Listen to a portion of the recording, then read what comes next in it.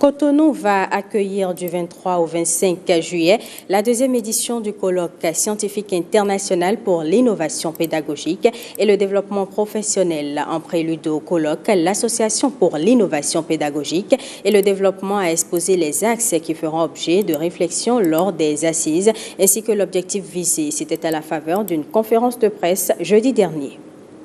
Si nous avons décidé vraiment d'organiser ce colloque, c'est d'abord dans un premier temps pour essayer de réduire ce fossé-là qui existe entre l'Afrique et ces pays du Nord. Alors, les Africains en général sont très intelligents.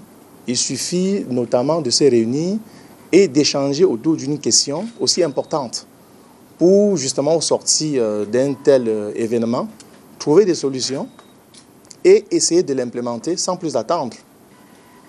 Alors, durant les 3 journées de travaux, nous allons passer à travers 4 axes. Nous allons expliquer vraiment c'est quoi l'approche par compétences.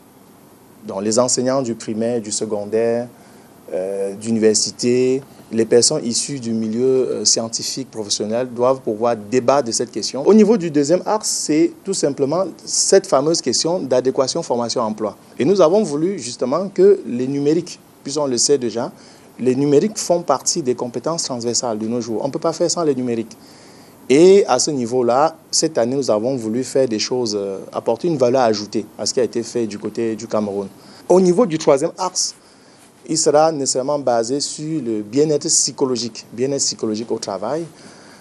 Pourquoi le bien-être psychologique au travail? Quand on parle directement de l'approche par compétences, on parle de l'adéquation formation-emploi. Et du coup, subitement, pourquoi le bien-être psychologique au travail?